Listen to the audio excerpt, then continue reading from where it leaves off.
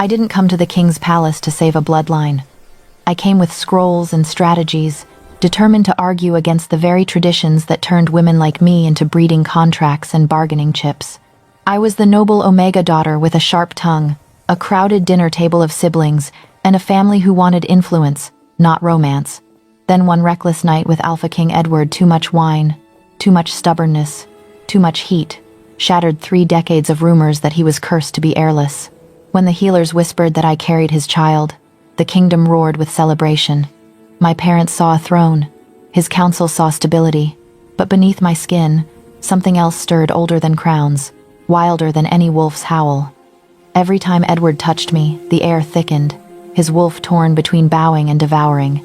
This is not just the story of the only woman who gave the Alpha King an heir. It is the story of the power I carry, the danger we ignite together, and the choice I will have to make between the life everyone expects and the one I dare to claim as my own. The palace is prettier than the stories ever admit.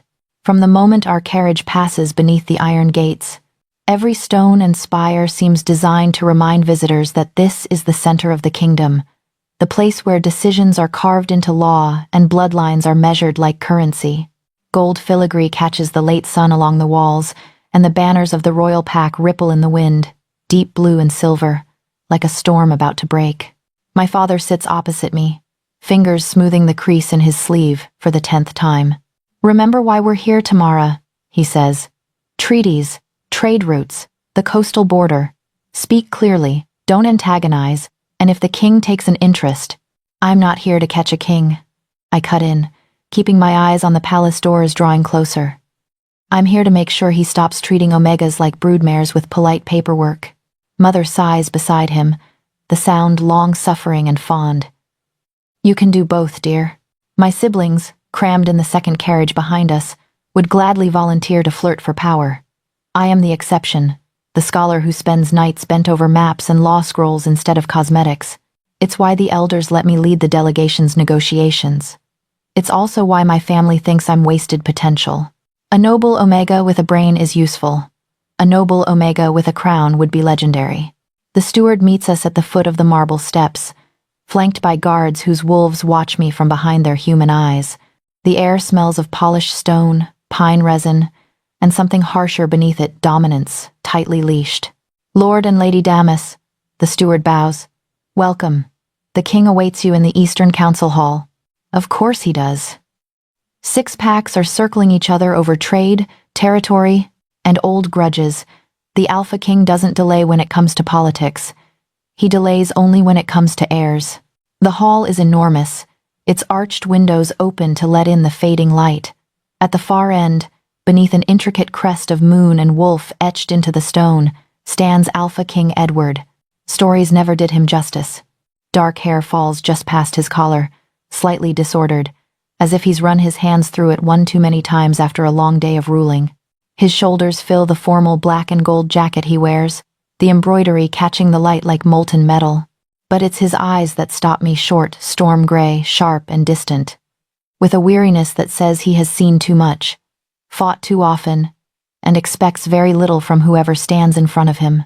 Except when his gaze lands on me, distant becomes curious. My wolf shifts inside my skin, not with the dizzying lurch of a mate bond, but with a low, alert hum. Not fate, not lightning, just awareness. Heat, slow and deliberate, uncoiling at the base of my spine. I bow with the rest of my family, keeping my eyes lowered just long enough to be polite and no longer. "Your Majesty," Father begins, launching into our prepared opening about trade routes and shared borders. Edward listens, expression unreadable, fingers resting lightly on the back of the chair at his side. Every so often his gaze flickers to me, as if he can feel the way I'm holding my tongue when I want to dissect every outdated clause in the current treaty. When he speaks, his voice is smoother than I expected, deep and quiet. The kind of sound that pulls attention without needing to raise volume. "I've read your proposals," he says. "They bear the seal of your house, Lord Damas, but the hand that wrote them." His eyes lock with mine. "Is not yours." My father's pride bristles, but decorum forces him into a thin smile. "My daughter Tamara led the drafting, Your Majesty. She has a particular interest in structural reforms. Reforms that shave the teeth off the current hierarchy, one of the king's advisors mutters. Reforms that prevent abuses, I reply, before my father can silence me with a look. And strengthen the packs long term. Edward's lips curve, not quite a smile, more like the ghost of one. Let her speak, he says mildly, when my father shifts his weight. I prefer arguments to sycophancy. The room stills, all attention shifting to me. My heart beats faster, but it's the good kind of racing anticipation, not fear. So, I do what I came here to do.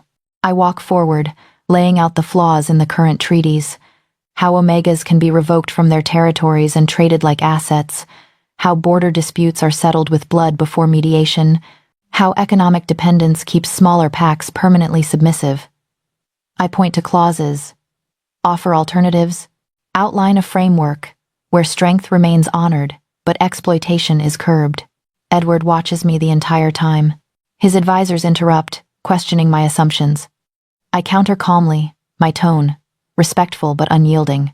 When one suggests that Omegas naturally belong under male guardianship for their own safety, my wolf bares her teeth, and I let just enough ice into my voice to make the point without starting a war. So protection, I say, only counts if it depends on control? A low sound comes from the king's direction, amusement, maybe, or approval. By the time the sun has dipped below the windows, we have agreements on 3 minor points and an argument brewing on the 4th. My family looks simultaneously pleased and anxious. They came hoping to impress the king. They did not expect me to challenge his counsel to their faces. When the formal session ends, Edward dismisses the advisors and invites our family to dine with him that evening. The invitation is delivered with all the neutral grace of a king following protocol, but when his gaze lingers on me, my wolf lifts her head again, ears pricked. In my chamber, my mother hovers while maids lay out gowns. She pushes the deep red one toward me, the one that hugs my waist and bares my shoulders, embroidered with threads that catch the light like fire. You should make an effort, she says quietly. He noticed you. Everyone saw it. He noticed my arguments, I reply, though my fingers brush the gown's fabric. Not my neckline. Men like him notice both, she answers, not unkindly. And there's no shame in using every advantage. I end up in the red dress. The private dining room is smaller than the hall, lit by clusters of candles that bathe the stone in warm gold. Edward waits at the head of a table laid with roasted meats, fresh bread, and wine dark as ink. Without the full weight of his court, he seems less like a legend, and more like a man carrying too many invisible scars. Again, his eyes find me first. Throughout dinner, my parents and siblings steer the conversation toward trade and alliances, dropping cautious hints about family bonds and the advantages of closer ties. Edward listens, polite, but the only time he truly engages is when I contradict his beta over border patrol strategies. It's inefficient, I say, leaning forward, no longer caring how the candlelight paints my throat. You concentrate your warriors along the eastern ridge, but smugglers and raiders with half a brain go around, through neutral zones you don't monitor because they're technically outside your jurisdiction. The beta bristles. We cannot extend our authority everywhere, Lady Tamara. You already do, I counter.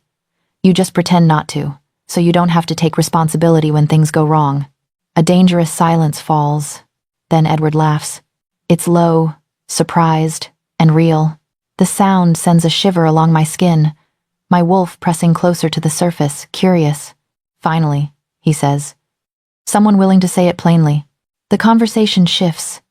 He starts asking me direct questions about my research, about Omega councils I've attended, about the small reforms I've helped pass in neighboring packs. Each time our fingers brush reaching for bread or wine, something flares between us. Not the overwhelming pull described in mate legends, but a steady, growing current, heat that pools low in my belly, an awareness that makes the room feel smaller, the air thicker. When my father excuses himself and takes my siblings with him under the guise of allowing the king to rest, they leave me behind like an offering. Edward doesn't send me away. Walk with me, he says instead, pushing back his chair. The corridors are quiet at this hour, the flicker of torches casting moving shadows across the stone. From somewhere distant, a wolf howls lonely, resonant. You challenged my beta, he says after a while, hands clasped behind his back, Most people would consider that unwise. Most people don't invite me to dinner twice, I answer. You said you preferred arguments to flattery. He glances sideways at me, eyes glinting. And what do you prefer, Lady Tamara? I should say reforms, treaties, autonomy. Instead, my gaze lingers on the line of his throat, the way the torchlight catches in his hair.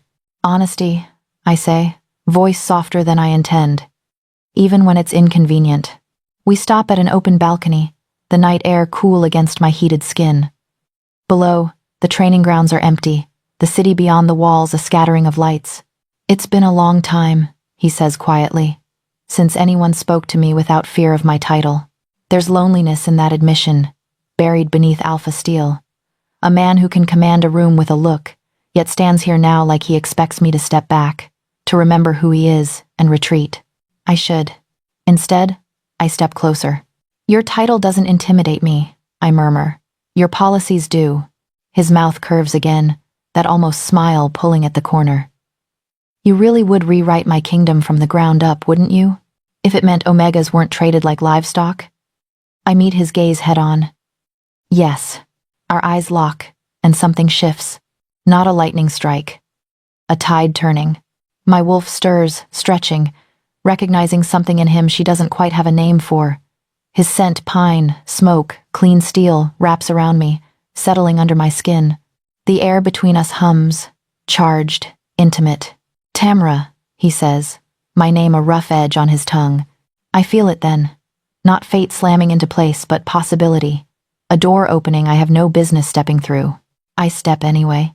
Later I will blame the wine, the long journey, the way the world feels suspended up here, like the rules below can't quite reach us. But in that moment, when his hand lifts to brush a curl from my cheek, when his fingers graze my skin and every nerve ending flares awake, logic falls away like a discarded cloak. I reach for him. The first kiss is a question. The second is an answer neither of us will be able to take back. By the time his mouth claims mine fully, by the time my hands are fisted in his jacket and his body presses me gently, inexorably, against the stone, the careful distance I swore to maintain has burned to ash. Heat roars through me, my wolf keening in fierce, bewildered delight as his dominance wraps around us, not crushing but sheltering. There is no bright flash of destiny. No celestial sign. Just the slow, devastating realization that I am losing the argument I never meant to start. The one between my principles and my desire. That night, passion overrides logic. And the world, though it doesn't know it yet, begins to change. The first time I vomit, I blame the stew. It's easier than admitting that the smell of broth and onions, something I've eaten since childhood, suddenly turns my stomach so violently I barely make it to the basin. My youngest sister, Livia, hovers in the doorway, eyes wide. Tamara, are you sick? Apparently, I rasp, rinsing my mouth.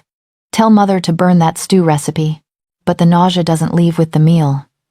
It lingers, curling at the edges of my days, morning, noon, and night, accompanied by a bone-deep fatigue that even strong tea cannot shake. At first, I try to ignore it, burying myself in scrolls and trade reports to avoid the memory of a balcony, a king's mouth on mine, his hands on my hips as the world fell away. Ignoring becomes impossible when the healer presses cool fingers to my pulse, then to my lower belly, and goes very, very still. Again, she whispers. More to herself than to me. She repeats the test's herbs, a copper charm that warms in her hand, the old chant every Omega child is taught to dread and secretly dream of. When she meets my eyes, her own are shining.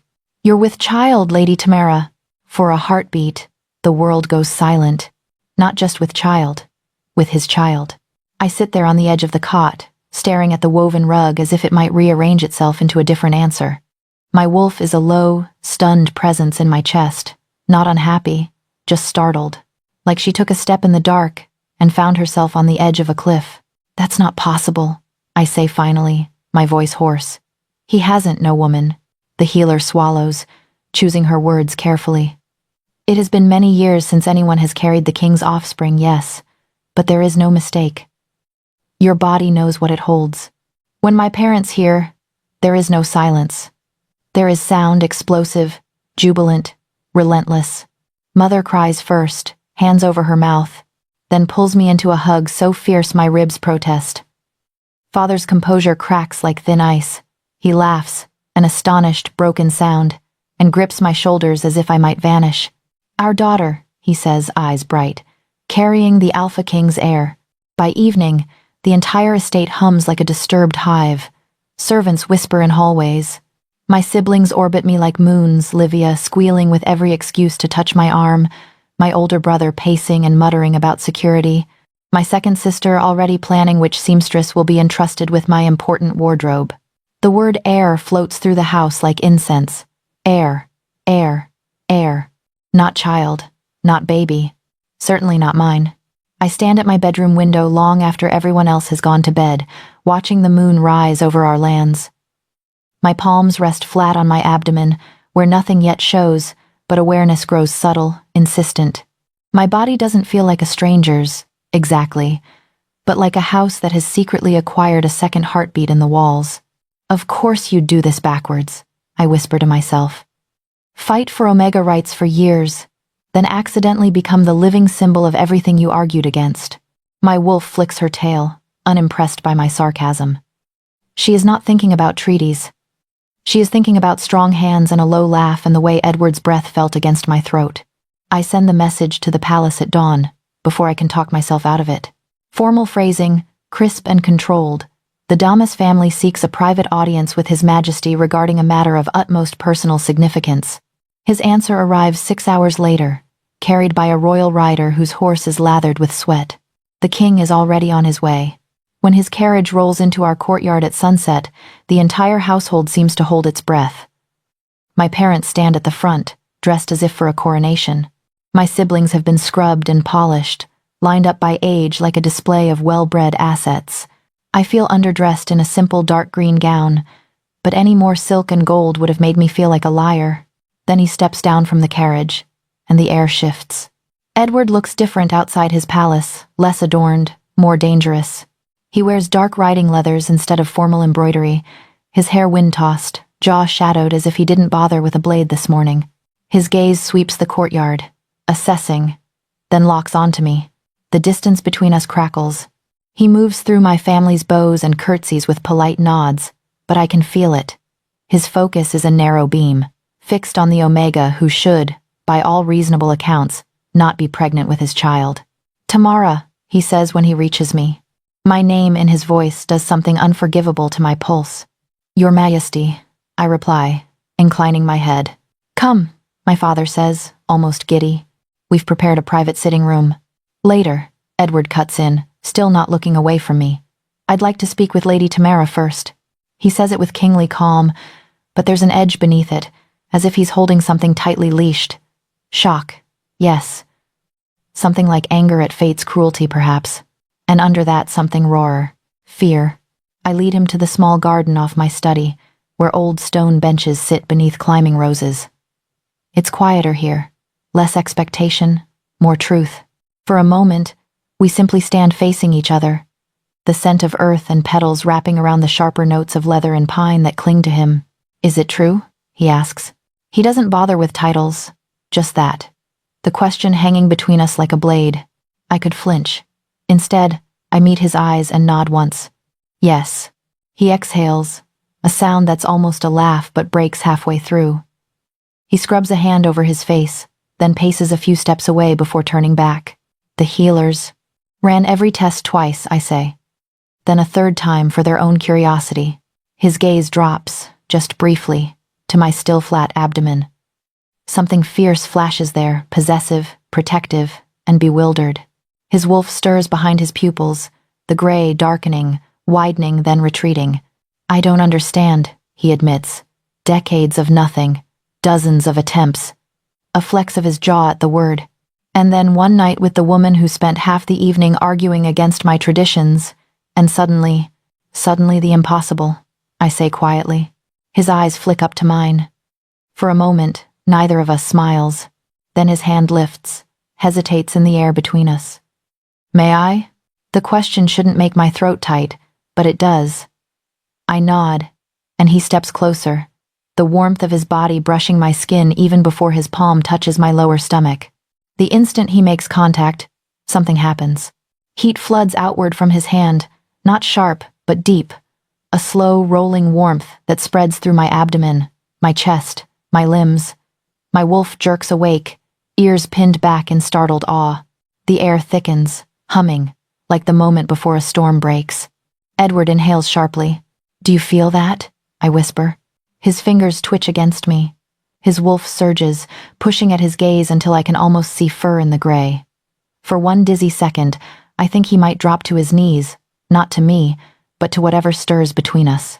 "There's something different about you," he murmurs, voice low, almost reverent.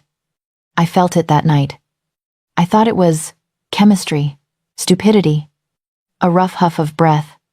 But this, the warmth pulses again, a gentle thrum that answers the rhythm of his touch. Not painful, not frightening, just other, ancient. I force myself to step back before I sway into him. "That's new," I say, wrapping my arms around myself. "So if you have theories, I'd love to hear them before the healers start calling me a miracle and my family starts calling me a ladder." The corner of his mouth lifts, faint and strained. "Your family is already plotting coronation colors, I imagine. You have no idea." I glance toward the house, where shadows move behind the curtains. "They want me at the palace before my next cycle. Secure your place," my mother says. "The kingdom will expect their future Luna to be visible," my father adds, as if my body is a treaty they just signed on my behalf. "And what do you want?" he asks. The question lands like a challenge. I look back at him, the haunted king, the kingdom calls barren, the man who laughed when I called his policies inefficient, the alpha whose touch just woke something I don't have a name for. "I want," I say slowly, "to not become a symbol before I've decided who I am outside of it." His brows draw together. "You don't wish to come to the palace?" "I'll come," I answer. "For the pregnancy, for the healers, for whatever this is." I gesture vaguely between us, "but I won't promise you a future I haven't chosen. I won't sign away my autonomy because my womb did something dramatic." A lesser man might bristle. A lesser king might remind me of duty, tradition, the weight of expectation pressing on both our shoulders.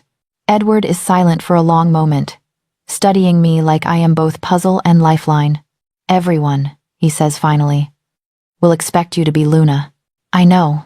And if I told you I wanted you there not because of obligation, but because you are the first person in years who makes me feel like more than a title." His confession hangs between us, raw and unguarded. My heart stutters.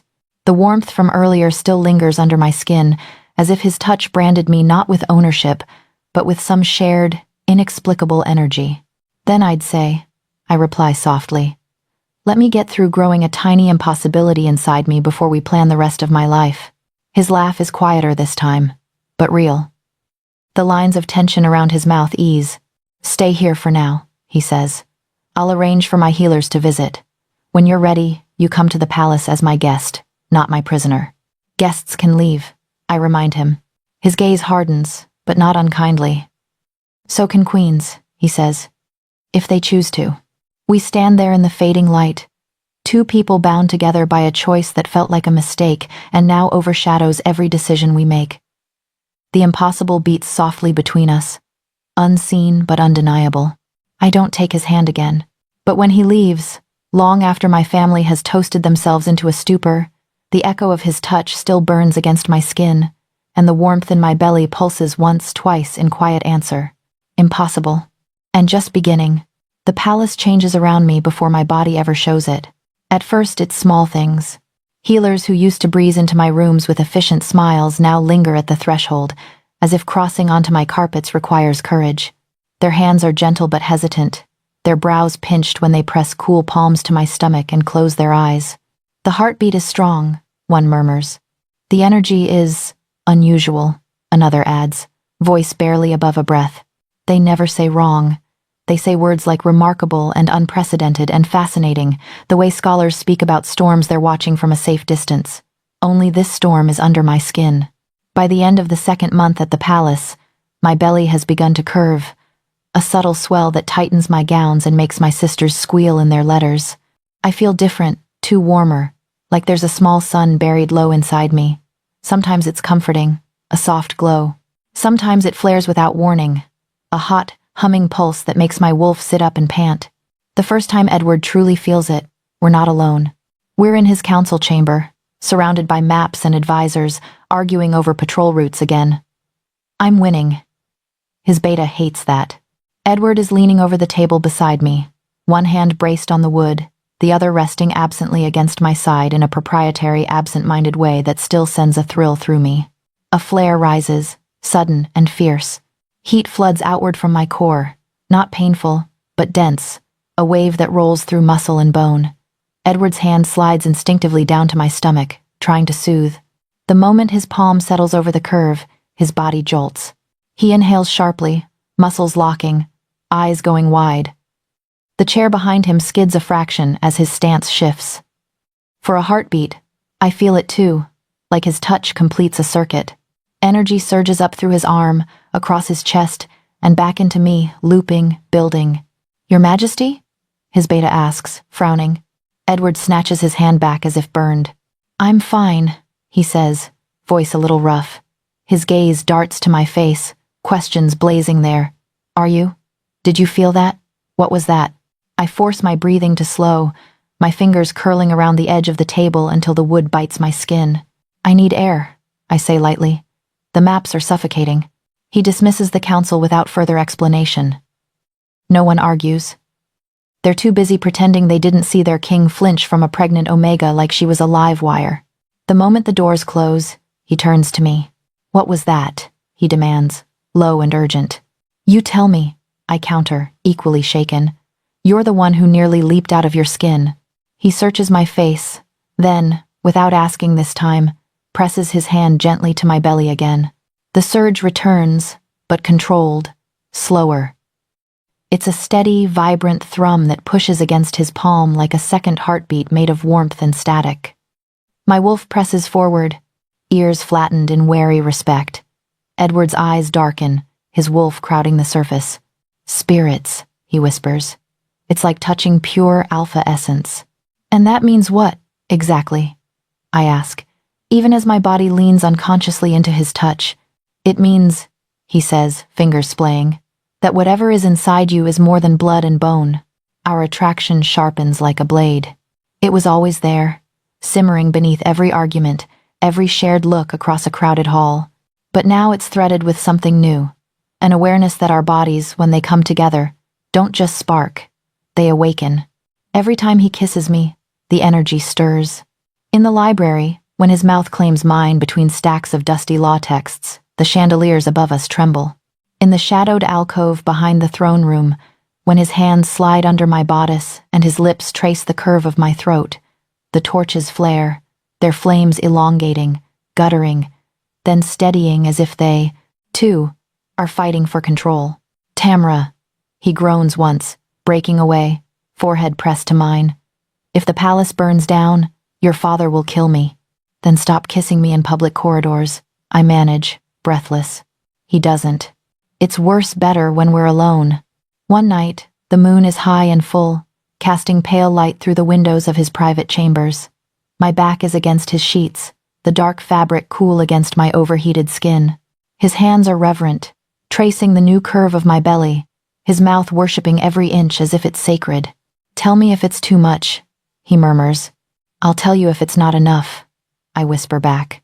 When he slides into me, carefully, slowly, the world narrows to his body and mine, and the steady, solid weight of him. Our movements are unhurried, almost ceremonial, as if we both understand that this is no longer just sex, no longer just stolen indulgence. It's an invocation. The warmth inside me swells with each thrust, rolling like a tide. I can feel it waking, stretching, tasting the edges of the vessel containing it. My skin prickles, my vision blurs. Edward's eyes hold mine, gray, gone, almost black. His wolf not just present, but kneeling at something unseen. Do you feel it? I gasp. Yes, he says, voice hoarse. Spirits, yes. The pulse becomes a rhythm, syncing with our bodies. With every glide of his hips, the heat climbs, traveling up my spine, spreading through my veins until my fingertips tingle. I arch, clutching at his shoulders, nails digging into his back. And then something vast stirs. Not the small, fluttering movement I've come to associate with the baby. This is older, deeper. A slow, immense turning, like a great beast shifting in sleep. For a second, it feels as though the bones of the world themselves are adjusting under us. Light blooms at the edges of my vision. Edward chokes on a breath, his movements faltering. Tamara. I look down at where our bodies join and see it. My skin, faintly luminescent, as if moonlight has seeped beneath the surface. Not bright enough to illuminate the room, but enough to halo us in a soft, unearthly glow. By the ancestors, he breathes, staring. Awe, desire, and fear war in his expression. His hips snap forward once more, helpless, and pleasure tears through me, riding the crest of that power.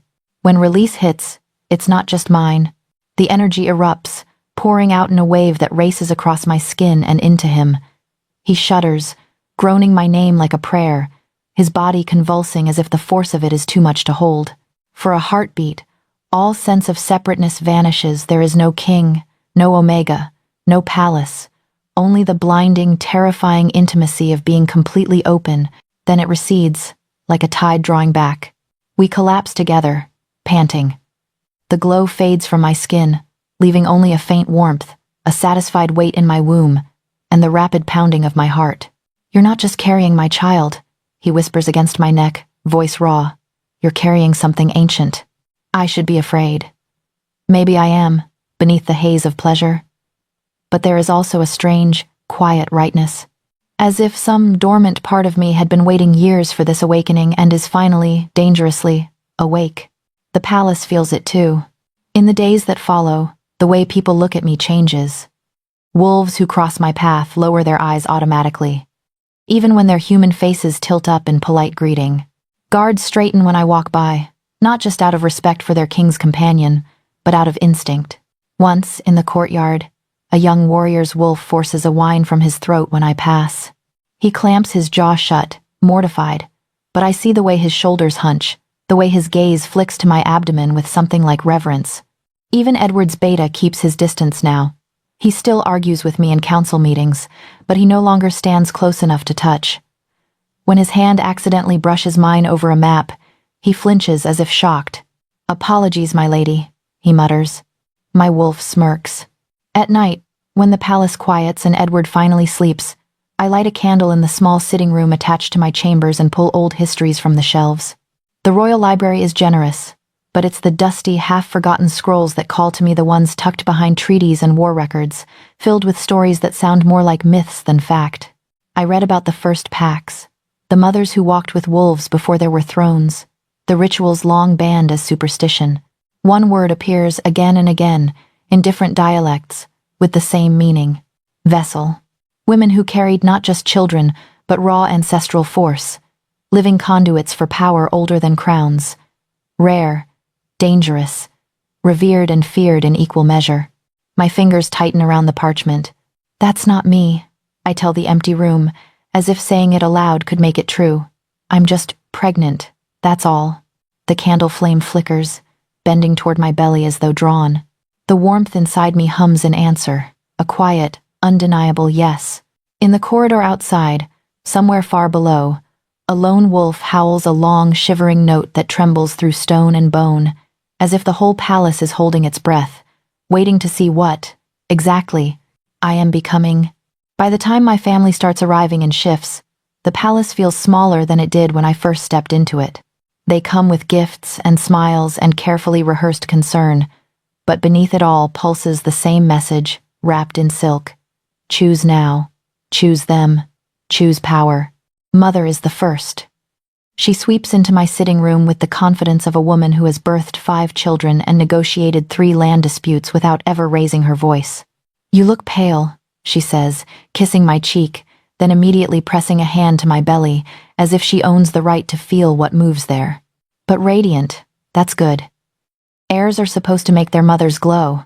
I feel more like a lantern someone forgot to switch off," I mutter. She ignores that, sinking gracefully into the sofa opposite me. "Tamara, we need to talk about formalization." I knew it was coming. Still, my shoulders tense. "Mother, you're carrying the heir," she says, cutting neatly through my protest. "The only heir this kingdom has seen in decades. Do you understand what that means? It means I throw up every morning and can't see my feet anymore. I answer. Beyond that, I'm aware there are expectations. Expectations? Her eyes flash. Child, another woman could walk into this palace tomorrow, spread her legs, and hand him another heir. You secure your place before that happens. The words land like slaps. My wolf bristles. Is that all you see when you look at me now? I ask quietly. A womb with a deadline? Her expression softens, but only slightly. I see my daughter standing in the center of history. You fought so hard for a voice, for Omegas to be taken seriously. As Luna, you could rewrite everything you've ever complained about. As Luna, I say, I could also become a symbol they trot out when convenient and silence when I say something they don't like. Only if you let them, she replies briskly. And you are not the type to be silenced. She leaves me with a stack of letters from extended relatives and a list of names for potential Luna ladies in waiting, for when you finally come to your senses. The room feels crowded long after she's gone. My siblings are worse. They arrive 2 days later in a whirlwind of laughter and perfume, filling my chambers with noise and familiarity that makes my chest ache. Livia flings herself onto my bed, hands immediately reaching for my belly. Do you think he can hear me? She asks, pressing her ear to my skin. Hello, tiny future tyrant. Your aunt insists you'll love her best. My brother leans against the window, eyeing the guards in the courtyard below. You should ask for your own personal battalion when you're Luna, he says casually. Not just for security, but leverage. Whoever controls your detail, controls the whispers. My other sister unfurls a roll of parchment covered in neat handwriting. I've drafted some possible initiatives you could propose once you're formally introduced, she announces. Reforms always go down easier when presented as, for the good of the royal pup. People love a sentimental hook.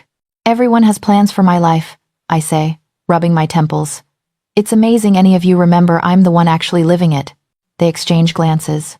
Tam, my brother says gentler, we're not trying to trap you. This is an opportunity we never thought we'd have. You never thought you'd have. I still don't know if I want it, I snap. Does that matter to anyone but me? Silence answers. It's almost a relief when Edward pulls me out of the chaos under the excuse of a walk in the gardens. We stroll along the gravel paths, flanked by rose bushes and moonflowers that only open at night. Guards trail at a discreet distance, but the space between us feels oddly crowded with questions, with tension, with everything we haven't said. Your mother cornered my steward this morning about scheduling a Luna coronation, he says dryly. Heat crawls up my neck. I'm going to kill her. Please don't. I've grown strangely fond of her threats. I huff a laugh, then fall quiet. The gravel crunches under our boots, the scent of flowers layered over the ever-present tang of his dominance. My hand drifts, by habit now, to the side of my belly that's become the baby's favorite kicking ground. Edward notices. What do you want, Tamara? He asks finally. Not your family, not my counsel. You. It's a simple question. It feels like a cliff edge. I say slowly, this child to be safe. I want Omegas to stop being treated like breeding contracts. I want to use every bit of leverage this situation gives me without waking up one day and realizing I've become a symbol instead of a person. His jaw flexes. And being Luna automatically makes you a symbol. It makes me property, I say quietly. Unless everyone involved works very hard to make it something else. We stop under an archway, dripping with ivy. He turns to face me, gray eyes storm bright. I won't chain you, he says. I won't ask for vows you don't give freely. But the kingdom needs stability. They will push for a title, for a ceremony, for us. His hand lifts, hovers near my cheek, then drops. I want you here because you choose me, not because your family bullied you into a crown. And if I never choose it, I ask. If I stay as I am, mother of your heir, partner in policy, but not Luna? He considers that, shoulders heavy with weights I can't see. Then we weather the whispers, he says, together. It should comfort me. It almost does. But the power inside me has no patience for politics. It grows louder every day. Now, when Edward brushes a hand along my spine in passing, the candles in the hall flare high, their flames stretching like they're reaching for us. When he kisses me in my sitting room, the windows rattle in their frames, a faint, shuddering vibration like distant thunder. His wolf reacts the most. Once, in the library, He cages me against a shelf, mouth hot on mine. The moment his palm curves over my stomach, a low, involuntary whimper tears from his throat. Not from the man, but from the beast. His eyes flash, his body bowing instinctively, as if some ancient part of him wants to prostrate itself before what I carry. "Edward," I breathe, cupping his face. "Look at me." He drags his gaze up, fighting for control. Desire burns there, yes, but threaded through with something like reverence, fear, worship. "This is getting worse," he rasps. "Or better." I can't decide. "Both," I say. "Definitely both." We try to be cautious. We fail. The breaking point comes one stormy evening, rain hammering the windows while the palace hunkers down around us. We're in his chambers, the fire throwing restless shadows across the walls.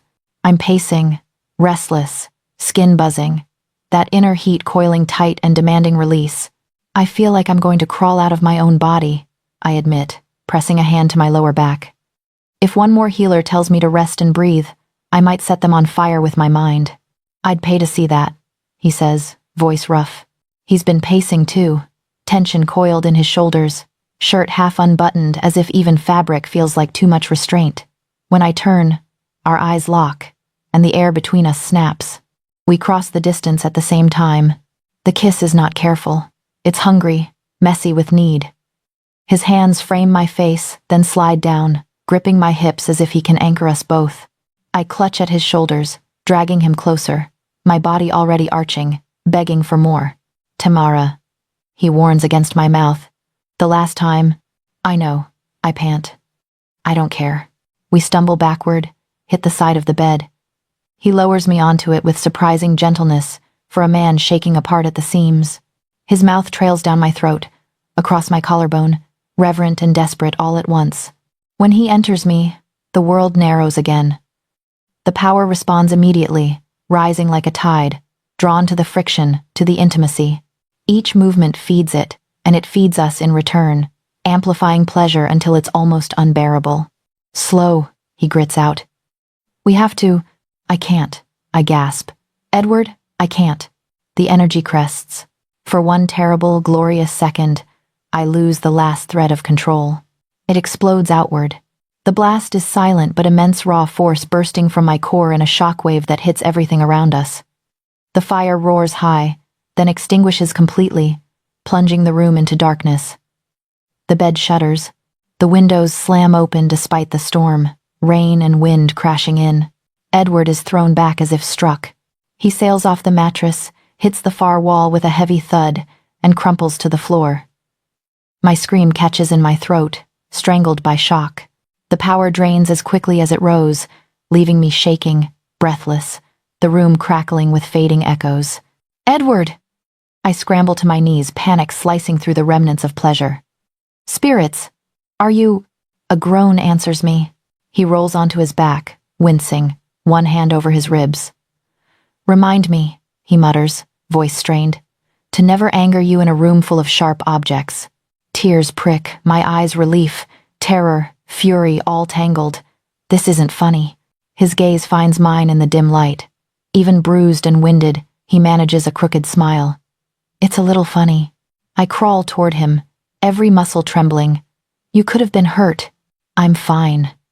He grips my wrist, thumb stroking my pulse. His expression sobers. "You, on the other hand..." "I lost control," I whisper. "I didn't mean to, it was just too much," he finishes softly. We sit there on the cold floor, rain spattering through the open windows, our bodies still humming with the aftermath. I press my palm to my belly. The child moves, a reassuring kick. The power hums, low and satisfied, like a beast that just stretched its limbs for the first time in centuries. "We can't keep doing this," I say, voice raw. "Not like this. What if next time it's not just windows that break? What if it's you? What if it's me?" He doesn't argue. His fingers tighten around mine, knuckles white. "And yet," he says quietly, "tell me you don't already want to touch me again." The worst part is, he's right. Even shaken, even terrified, my body still leans toward him, drawn by that same impossible gravity. My wolf presses against my skin, not in blind lust, but in recognition. Sacred, forbidden, ours. I close my eyes. The pull between us is going to get us both killed, I murmur. Or remade, he replies. His thumb traces circles on the inside of my wrist, steady and grounding. While the storm rages outside and the ancient thing inside me purrs, patient and hungry, waiting for the next time we're foolish enough to tempt it. The historian smells like dust and old ink, and somehow that makes me trust him more. He shuffles into my sitting room, leaning on a carved cane, eyes cloudy but sharp, silver hair braided down his back in the old style. Edward insisted on being present. He stands behind my chair like a dark, silent wall, one hand resting on the backrest, close enough that the warmth of him skims my neck. Lady Tamra, the historian says, bowing. Your condition has stirred. Memories. That's one word for it, I answer. The healers prefer anomaly. A dry smile tugs at his mouth. They are creatures of charts and pulses. I am a creature of stories. Sometimes, stories explain what numbers cannot. He lays a leather-bound book on the low table between us. The cover is cracked, the edges darkened by age and too many hands. This is not in the public archives, he continues. These histories were copied privately, passed down through certain bloodlines. Your mother's grandmother requested this copy when she married into the Damas line. I blink. My family knew about this? They knew the legend, he corrects. Not that it would ever matter. Until now. Edward's fingers flex on the chair behind me. Speak plainly, he says, voice low. We don't have patience for riddles. The historian opens the book. On the first page, ink faded to brown, is an illustration. Women standing in a circle beneath a full moon, wolves ranged around them in poses of worship, not dominance. In the center, one woman glows brighter than the rest, light pouring from her belly like liquid silver. Before there were kings, the old man says, there were mothers. Before packs built palaces, they lived by rivers and under trees, guided by those who could touch the raw essence of what we are. We called them vessels, living conduits. My mouth dries. I can feel the power inside me listening, stretching like a cat to the sound of its own name. I've read references, I say. Footnotes. Half a stanza in a song. I thought they were myths. Most people do, he replies. It is easier to worship crowns than wombs. Crowns are visible, wombs are messy. Edward's hand tightens again. What are you saying she is? The historian looks directly at me, and for the first time, his gaze is not kindly. It is reverent, cautious. A bloodline vessel, he says. Your mother's line traces back to the river clans, the first pack mothers. The gift curse, blessing, call it what you will, has lain dormant for generations. Until a compatible spark woke it. His eyes shift to Edward. Your blood, your majesty. Old, potent. The union of your line and hers has not merely created an heir, it has awakened what slept. I wrap my arms around my stomach, as if I can shield the child and whatever else from his words. So the baby is undeniably yours, he says firmly, in every way that matters to succession. But the force moving through Lady Tamara is not the child. It is riding with it, twining around it. Like a parasite, Edward growls. Like a river around a stone, the historian corrects. Shaping it. Being shaped by it. If guided, it could steady what has been fractured between packs for years. There are stories of vessels calming wars with a single howl, or restoring feral wolves who had gone too deep into bloodlust. He pauses. If uncontrolled, it could also shatter minds, drive packs mad, tear the boundary between man and beast until neither survives. The room seems to tilt. I focus on my breathing, on the familiar weight in my abdomen. The baby shifts. A small, stubborn kick. The power hums a low, warning growl. So I'm either salvation or catastrophe, I say, comforting. Edward moves then, coming around the chair to stand beside me. His hand finds my shoulder, heavy and steady. She is not a tool, he says, steel in his tone. And she is not a prophecy. She is exactly what vessels always were, the historian interrupts gently. Women forced to navigate power no one else understands. His gaze softens again. The difference this time is that she does not stand alone. His eyes flick between us, seeing more than I'd like. I will teach you what I can, he tells me. Meditations, old rituals to channel excess. But the bond you share, he nods at Edward, that will matter most. Alpha force calls to vessel force, balances it, or inflames it. Comforting, I repeat. He leaves us with the book and a list of instructions. Breathing patterns, moon phases to watch, herbs to avoid. The door closes behind him with a soft click. Silence rushes in. Edward moves first. He paces to the fireplace, then back, jaw clenched. The protective aura around him, always strong, has edged into suffocating. We need to restrict access to you, he says. No more open court appearances. Guards doubled. Anyone who wants an audience goes through me. I bristle. You're already checking every servant who comes near my rooms. Now I'll check their grandparents too, he snaps. Tamara, this is not a game. If the wrong person realizes what you are, what I am, I cut in, is pregnant, not a weapon, not a relic to lock in a vault. His eyes flash. You heard him. You could stabilize us or destroy us. There are alphas who would kill you out of fear, others who would try to use you. I won't let either happen. And I won't live the rest of this pregnancy as a prisoner. I fire back. I fought my whole life for Omega autonomy. I will not trade my freedom now because my magic makes you nervous. It doesn't make me nervous, he says, too quickly. Liar, I say softly. We stare at each other, the gulf between our needs widening into a chasm. This isn't only about you, he says, voice low. It's about the child, our child. If something happened because I didn't do enough, if something happened because you did too much, I counter. Because you wrapped me so tightly in your protection that I couldn't breathe? Safety isn't safety if it feels like a cage, Edward. He flinches. For a moment, I see past the king to the man, the boy, even who grew up with a duty welded to his bones, taught that love and possession are the same thing if you're not careful. I won't be locked away like some fragile relic, I say, gentler but no less firm. If I'm a vessel, then I need to learn how to carry this power, not pretend it isn't there. His shoulders tense, then sag. I'm trying to keep you alive, he whispers. And I'm trying to stay myself, I answer. We both want the same thing.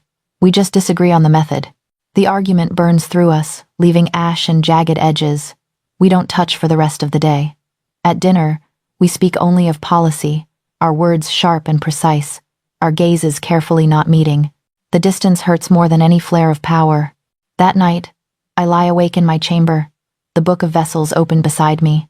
My skin buzzes with trapped energy, the baby kicking restlessly as if annoyed by my mood. I breathe, counting, following the historian's instructions, but the force inside me prowls, impatient. A soft knock at the door. Tamra, Edward's voice muffled. May I come in? I could say no. I should, according to every rational argument we had earlier. Enter, I say instead. He steps in, hair damp from a recent wash, shirt loose at the collar. He looks tired, older, yet the moment our eyes meet, the familiar jolt passes between us. I don't want to fight, he says quietly. Then don't tell me where I can and can't breathe, I reply, but there's no heat behind it. He crosses the room slowly, as if approaching a wild animal. Perhaps he is. I'll add more guards, he says, but I won't bar your doors, not unless there's a direct threat. He pauses. It's the best compromise I can offer right now. It's more than I expected, less than I want, exactly what we can manage. Fine, I say, on one condition. His brows lift. Name it. Trust that I know my limits. If I say I need space, you give it. If I say I can handle a situation, you listen before you override me. His jaw works, but he nods. Agreed. The air between us shifts. Apology hangs there, unspoken, tangled with hunger and fear and something softer that scares me more than both. He moves closer. I don't step back. His hand lifts, hesitates, then settles careful, questioning on my belly. The power responds immediately, surging toward his touch like a tide to the moon. It should frighten me. Instead it feels eager, recognizing him, recognizing us. His wolf rises fast, pupils blown wide. But this time, instead of bowing beneath the force, he holds steady, shoulders squared, dominance radiating in a steady, grounding wave. Easy, he murmurs, and I realize he's speaking to the power as much as to me. The energy, impossibly, listens. It hums, strong but contained, wrapping around his hand like a warm, invisible current. Indignant thump under his palm. We both laugh, the tension cracking. Clearly not impressed by our diplomacy, I say. Clearly takes after you, he replies. When he kisses me, it's different. Not less intense, never that, but threaded with carefulness, with a kind of reverence that has nothing to do with fear and everything to do with choice. His mouth moves over mine in slow, coaxing strokes, asking instead of taking, and my body answers willingly, arching into him, power purring instead of snarling. We move to the bed like that, unhurried. Each touch is deliberate. His lips on my throat, my hands in his hair, his fingers tracing the stretched skin of my abdomen while he whispers nonsense promises, apologies, awe. Tell me if it's too much, he says again. I will. I vow. When our bodies join, the energy rises, but not as a wave intent on destruction. It rises like a song, loud, wild, but with a melody we both recognize. His alpha force meets it head on, not trying to crush it, not yielding entirely, but dancing with it, shaping it. The historian was right. He balances me. I anchor him. Pleasure builds, bright and terrifying. My skin warms, a faint glow blooming just beneath the surface, but this time it doesn't explode outward. It pools, contained, a star held carefully in the hollow of my body. His forehead presses to mine, breath ragged. Tamra, he groans. Look at me. I do. In his eyes I see everything we are. Two stubborn creatures bound not by destiny's lightning strike, but by a series of reckless, deliberate yeses. To each other, to this child, to the terrifying sacred thing we're building in the space between fear and desire. When release comes, it feels less like an eruption and more like a surrender, a yielding not to fate, but to trust. After, he stays inside me, one hand still splayed over our child, the other tangled with mine. The power hums, low and content, like a storm that has chosen, just for tonight, not to break. You're not a relic, he murmurs into my hair. You're a revolution. And you, I say, eyes closing, are insufferably dramatic. His chuckle rumbles through my bones. Bound by danger, held by choice. For the first time since the power woke, I fall asleep without fear. By the time my family decides to save me, I can barely see my toes. They arrive without warning. Mother, father, my siblings, 2 aunts for good measure, pouring into my sitting room like a delegation invading enemy territory. The guards let them pass, because they're family. They shouldn't have. My mother doesn't sit. She stands in front of me, hands folded so tightly I can see the tension in her knuckles. This can't wait any longer, she says. You need to formalize. I rub a slow circle over the taut curve of my stomach, where the baby is wedged firmly under my ribs. Formalize what, exactly? My indigestion? Your status, my father answers. Your position. Tamara, the child could come any week now. The kingdom needs to know you are there, Luna. I laugh, short and sharp. The kingdom needs to know their heir will arrive with all his limbs and hopefully his mother's patience. Everything else can wait. It can't, Mother insists. Edward's council is restless. Other packs are watching. If you don't claim this, another woman will. Maybe not now, but later, and she'll have authority you surrendered. Livia sits on the arm of my chair, fingers lacing with mine. We're scared for you, she says softly. That you'll give everything and end up with nothing that's truly yours. The irony is almost painful. What you're asking me to sign, I say carefully, isn't just a document, it's a life. Once I accept that title, I don't get to put it down. My brother spreads his hands. You already live here. You already advise him. This just makes it official and gives you protection when he eventually has to choose a Luna. Protection? I repeat. Or chains with prettier names? Father sighs. You always were dramatic. And you, I counter, always were comfortable with bargains other people had to live inside. The baby kicks, hard. The power inside me stirs at the spike of emotion, testing the edges of my control. The lamps flicker. Mother's gaze darts to the trembling light, then back to me. For the first time, fear edges her expression. Tamra, she whispers, If you won't do it for yourself, do it for him, for the child. A Luna's son is safer than a complications. There it is. The word they won't say, mistress. My wolf bares her teeth. This intervention is over, I say, struggling to my feet. I love you, all of you. But I am not signing away my choices because you're afraid of a future that hasn't happened yet. Tam. Out, I say. More power than voice. The air thickens.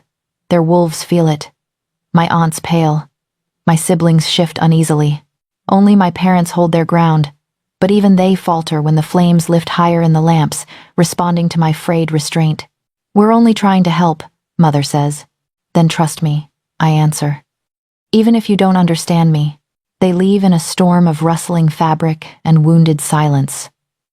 The door clicks shut, and the room exhales. I don't, because I know what waits on the other side of this conversation, the council. By evening, Edward is tight-jawed and colder than I've seen him in months. We stand side by side in the war room while his advisors circle, cloaking their demands in concern. The nobles are restless, Your Majesty, one says. They need reassurance that succession is secure. It is secure, Edward replies. My heir is healthy. Tamara is under my protection. Protection. Never just that, though. Possession, in their eyes. The mother of the heir must be Luna, another counselor insists. Anything less invites challenge, whispers, attempts to delegitimize the child. A third leans forward, eyes sharp. With all due respect, sire, she already functions as your consort. Formalizing would change nothing in practice, only perception. Nothing in practice except my freedom. Edward's hand finds the small of my back, steadying me. It changes everything, he says quietly. And it will be done when and if Tamara chooses it. A murmur of disapproval ripples through the room. Someone says dangerous, someone else says irresponsible. I hear vessel under their breath, like a curse. By the time the council disperses, tension coils tightly between my shoulders. I can feel Edward watching me, measuring the crack in my composure. Don't start, I say, turning away. I've had a full day of people telling me what's best for me. I wasn't going to tell you, he answers. I was going to ask. That's worse. His chambers are quieter than mine, the fire banked low. He closes the door behind us, the click sounding final. For a moment, neither of us speaks. The space between us is thick with everything unsaid. Fear, frustration, the memory of my family's pleading faces and his counsel's thinly veiled threats. You heard them, I say finally. You heard my parents. This would be easier for everyone if I just said yes. Everyone but you, he counters. Maybe I'm being selfish. Good, he snaps. You should be. No one else is being selfish on your behalf. I sink onto the edge of his bed, one hand at the small of my back. The entire kingdom is pressing on me from all sides, Edward. I'm tired. I'm scared. And I'm trying not to make a decision I'll resent for the rest of my life. He comes to stand in front of me, taking my chin gently, tilting my face up. His expression is raw, stripped. What if you resent me, he asks, for not being enough to make this worth it? My breath catches. That's not, isn't it? His thumb strokes my jaw, careful, trembling. If there were no crown, no council, no Luna title if it were just me, a stubborn alpha with too many responsibilities, and a ruined balcony railing, would you still hesitate? The answer slams into me with humiliating clarity. Yes, I admit. Because I've spent my entire life watching women disappear into men's roles. Even good men. Especially good men. I'm terrified of loving you so much I let myself vanish. His eyes close briefly, like the words physically hurt. When he opens them, something has shifted. The air thickens, not with power this time, but with emotion. Heavy, inevitable. I love you, he says. The room goes very still. It's not grand or poetic. It's hoarse and quiet, dragged from a man who has held himself together for so long that the act of unraveling looks almost painful. He lets his hand fall, stepping back as if giving me room to run. Not because of the child, he continues. Not because of what you are, or what you can do for this kingdom. Spirits, Tamara, if you had walked out of my palace after that first night and never sent word again, I would have spent the rest of my life wondering when exactly I lost the chance to deserve you. Heat stings my eyes. The power inside me reacts, surging eagerly to the intensity, pressing against my ribs. Don't, I whisper. Don't say that if you don't. I love you, he repeats, firmer. I love the way you challenge me in council and in bed. I love your temper, your mind, the way you talk to my guards like they're people, not furniture. I love that you're stubborn enough to argue with me when everyone else bows. I love you, Tamara, and I need to know. His voice cracks. Do you want this life with me, or am I just another form of cage? The question tears something open inside me. All the fear, all the stubbornness, all the carefully maintained distance crumble under the weight of truth I've been too cowardly to name. I'm afraid, I say. Not of you. Of losing myself. I know, he says. I'm angry, I add, that the moment I love someone, the world demands I prove it by giving up pieces of myself. I know, he says again, softer. And the words choke in my throat, then break free on a rush of breath. I love you. Spirits help me. I love you so much it makes me stupid. The power surges. Heat flares under my skin, sudden and fierce, racing along nerves, licking at bone. The lamps flare, bright as stars. The fire leaps high, then gutters low, as if stunned. The baby kicks hard enough to make me gasp. Edward's wolf slams against his skin, eyes going wide, fangs flashing briefly. The force between us swells like a storm about to break. I can't. I clutch at my chest, every heartbeat a drum. It's too much. He doesn't hesitate. He crosses the distance in 2 strides, dropping to his knees in front of me, hands bracketing my face. Look at me, he commands, alpha layered over man. I do. His gaze locks mine, steady and fierce. Breathe with me, he says. Match me. He inhales, slow and deep. I follow. The power snarls, resisting, wanting release, wanting to fling itself outward on the confession hanging between us. But his presence pushes back, not crushing, but containing, guiding. Again, he murmurs. We breathe together, in, out. His thumbs stroke slow circles along my jaw. His wolf lowers its head, not in submission, but in solidarity. The energy fights, then yields. It settles, reluctantly, like a storm curling back into the horizon instead of tearing the sky open. The lamps dim to normal. The fire steadies. The baby gives a final, offended jab and then quiets. Tears spill over, hot and helpless. You ground me, I whisper. And that terrifies me too. I don't want to be your anchor, he says. I want to be the man holding the rope while you walk the edge of the world, knowing you can come back whenever you choose. That's worse, I say, choking out a laugh. Now you're making it sound romantic. His mouth curves, but his eyes stay serious. We do this together, he says. Your terms, your choice. If you decide you never want the title, I will stand beside you and face down every alpha who questions it. If you decide you want it, we shape it into something that doesn't erase you. And if I can't decide before the baby comes, I ask, then we let the kingdom sit in uncertainty a little longer, he replies. They've survived worse. I search his face, looking for cracks, for resentment, for hidden ultimatums. I find only stubborn resolve, and a love that feels like standing in the center of my own power and realizing someone built a home there without asking for rent. Slowly I nod. I choose you, I say. Not the crown, not the throne. You. And whatever roles we build from there, we build them together. He exhales a shuddering breath, like he's been holding it for months. His hands slide from my face to my hips, then to my belly, palms spread wide. Then that's enough, he whispers. When he kisses me, it isn't a demand or a distraction. It's an answer. The power rises again, but this time it's warm and steady, wrapping around us instead of trying to break free. My body leans into his, not out of fear of falling, but because I finally understand I am not surrendering to a cage. I am choosing a partner who understands the weight of the key. We end up lying sideways on his bed, my head on his chest, his hand never leaving the curve of our child. The lamps burn low, casting us in soft gold. You know this doesn't solve anything, I murmur. My family will still push.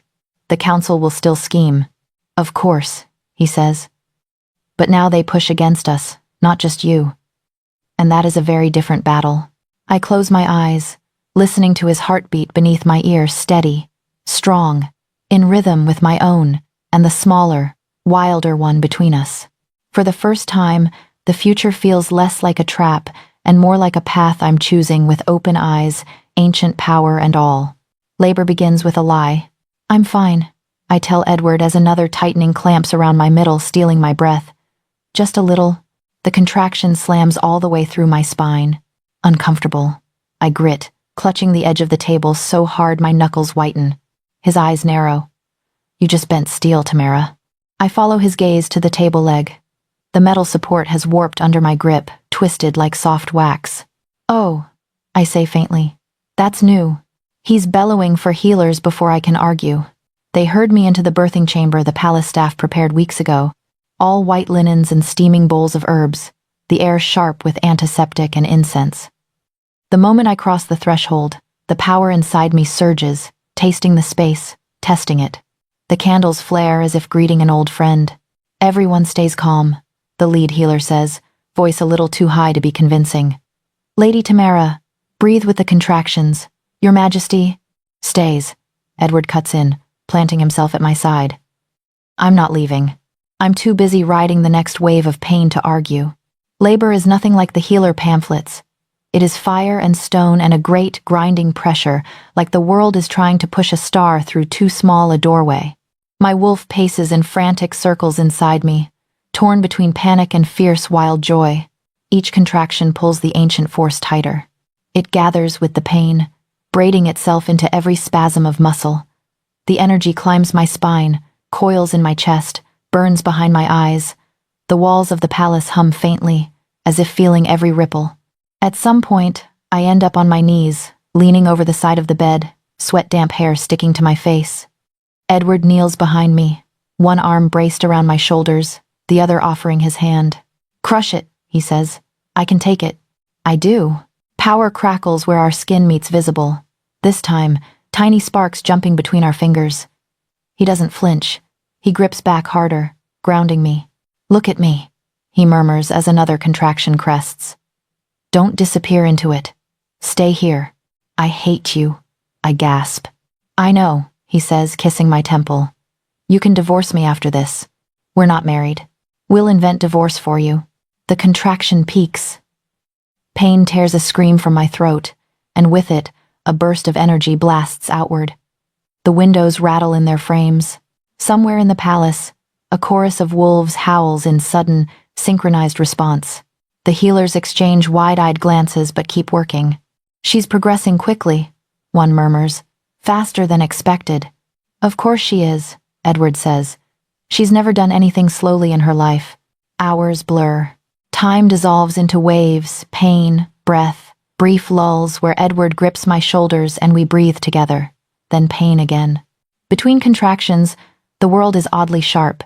The rough weave of the sheets under my fingers, the salt taste of sweat, the flash of fear in a young healer's eyes before she masters it.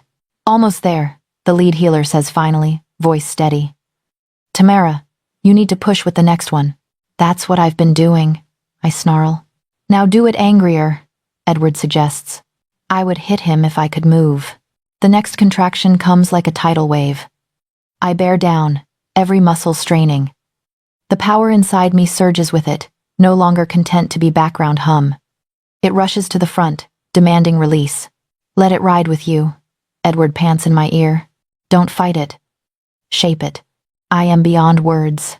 I push against the pain, against the fear, against the knowledge that if I lose control now, I could crack the palace in half. The force rises, a roaring, blinding presence. For a heartbeat, I am the river in the historian's book, the moonlit woman glowing from within. Then something gives. Not in me, in the world. There is a sensation like a door opening. Sound drops away. The pain disappears, not because it has ended, but because something more immense has taken center stage. The ancient force bursts outward, but not as a blast, as a wave, controlled, directed. I feel it move through stone and air, through corridors and towers and into the grounds beyond. It rolls across the kingdom like a silent howl, invisible but undeniable. Every wolf feels it. I sensed them in that instant, thousands of minds flaring briefly in my awareness. Warriors on night patrol staggering as ancestral echoes flood their veins. Elders gasping as they remember, viscerally, what it was to run under untouched stars. Pups sitting bolt upright in their beds, eyes wide, hearing phantom howls layered atop their own. For a heartbeat, all the fractured pieces of the packs align. Alpha and Omega, feral and civilized, rival and ally, every bond, every bloodline lights up, threads in a vast, luminous web. My body is the center, the conduit, the river around the stone. Terror and awe collide in my chest. Then it recedes, obedient as the tide, flowing back into me, leaving only a lingering hum and the echo of 1,000 spine-deep shivers. Sound rushes back.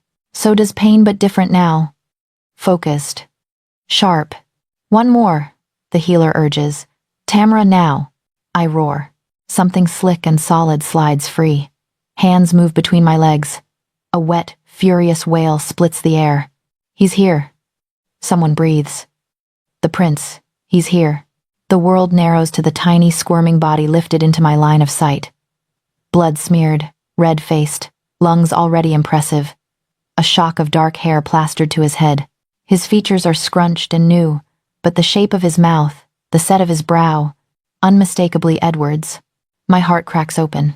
They place him against my chest, and every part of me that isn't exhausted or shaking or terrified melts. He is warm and heavy and impossibly small. His scent is new and ancient all at once, milk and blood and something wild, clean, like the first breath after rain. The power inside me hushes. Not gone, never that. But quiet, watchful, as if satisfied with what it has wrought. Edward makes a sound I've never heard from him before. A choked, broken noise, somewhere between laughter and a sob. He's perfect, he whispers, touching our son's tiny fingers with a reverent awe usually reserved for sacred relics. Spirits, Tamara, look what you did. Pretty sure we both did. I manage, throat raw. He bends, pressing his forehead to mine, one hand cupping our son's back, the other cradling my jaw. His eyes shine. You're extraordinary, he breathes. It's not about the power, not in this moment. It's about the fact that I am still here, still myself, holding a child who is both legacy and brand new future. Hours later, the healers have gone, the room dim and quiet. The palace is oddly hushed, as if everyone is still processing the echo of that ancestral wave. Our son sleeps between us, bundled in soft linen, tiny fists curled near his cheeks. Edward lies on his side, head propped on his hand, watching us like he doesn't dare blink. He already looks like he owns the room, I murmur. He does, Edward says. He's ours. Silence settles, but it's comfortable. We're both too exhausted for politics, too full for fear. Then he speaks, soft but steady. Stay. I turn my head toward him. Not as Luna, he continues. If that word tastes wrong in your mouth, not because my counsel demands it, or your family needs a story to brag about. Stay as my partner, my equal, the woman I choose and who chooses me, title or no. My gaze drops to our son. His chest rises and falls in tiny, determined breaths. This creature will grow up watching whatever choice I make. He'll learn what love looks like from how we live it. Love that cages. Or love that builds doors. I think of the girl who arrived at this palace with treaties and righteous anger, determined never to be swallowed by someone else's life.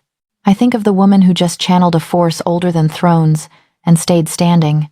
I look back at the man who has argued with me, knelt before me, held the rope while I walked the edge of my own power. I want reforms, I say. Real ones, written into law, not just whispered in your chambers. Done, he says immediately. I want my own council, Omega voices, scholars, people who don't agree with you. His mouth quirks. You start a rebellion in my own palace and you want me to sanction it? Yes, done, he repeats. I want the freedom to leave the capital when I need to breathe, I add. To visit my family, to walk in forests that don't have your guards at every tree. His eyes soften. I'll insist on minimal guards, he says. But yes, done. I draw a breath that feels like the first true one in months. Then yes, I say. I'll stay. On my terms. Relief and joy war on his face. Joy wins. He leans across our son and kisses me, gentle and lingering, tasting of salt and something sweeter. No grand coronation, I add when he pulls back. No public vows. I'm not a spectacle. He smiles. Then we keep this between us, a private commitment. Let them guess the rest. If you've read this far, rate this story from 1 to 10, and tell which moment hit you hardest so the next story can go even deeper into what you love most.